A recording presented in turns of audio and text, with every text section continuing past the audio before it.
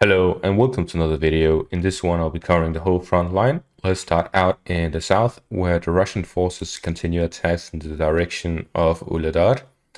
And as I mentioned in my previous update on this part of the front line, there's no additional information other than the Russian forces are attacking the city. So I'll just mention it and move on. We then see fighting here in Novomikhailivka as well as Pobieda and Marinka, as the Russian forces are continuing their attempts at progressing within these areas, allowing them to gain a better position, and specifically Pobieda being the target mainly, as that will allow the Russian forces to envelop Marinka rather than going through it. To the north, we see here in the Pervomaisk area that the Russian forces are attacking south of it in the direction of Novelske, as well as to the center and north of Pervomaisk.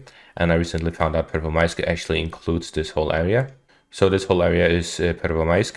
I earlier thought that this part was part of Vodiane. As we can see here, it says Vodiane. However, it is actually part of Pervomaisk. So Pervomaisk is this whole area.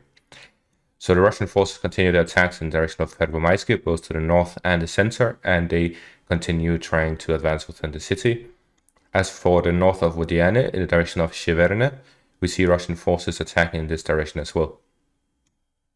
And between Opytne and Avdiivka, there's also fighting reported here. Most likely, they are actually in the direction of these fortified positions, these entrenched positions, but there's no clear indication that they are, as the reports stated that they were fighting between Opytne to Avdiivka, which I would assume is in this direction rather than in this direction. However, this one makes more sense, as that would allow the Russian forces to flank this position, attack it from two directions, rather than just attacking it from one direction.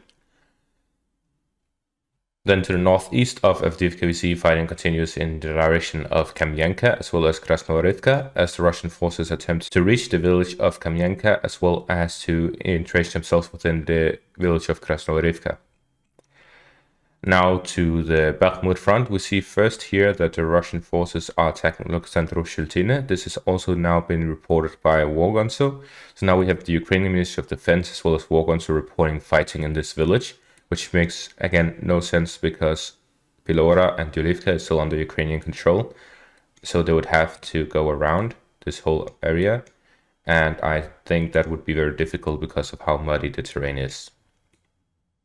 Then we move here to the Bakhmut front. We see the Russian forces continue fighting on the whole front line, southwest of Ivanivsk and towards the hilly area, as well as in the direction of Ivanivsk, in the central part of the city and everywhere else around it.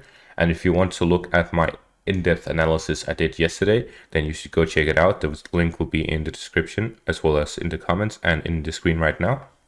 Then we move on to the north of the city, where the Russian forces are attacking the direction of Orehovo-Vasilivka as well as Selizhnyansk, after the Russian forces captured Dovovo-Vasilivka yesterday, which means that they're now focusing more on the highway area rather than in the central area. But there's also fighting the direction of Bohdanivka from both the northern and central area, which means that they are attacking westwards rather than southwards. Then we move on to the Siversk front, where here fighting is reported around Spirne as well as Bilorivka. And then to the Luhansk front, we see the fighting continues here in the direction of Makivka, as well as in the direction of Nevsky, south of Plushenka, and in the direction of Terny. And that is all for this update. Thank you all for watching and have a great day.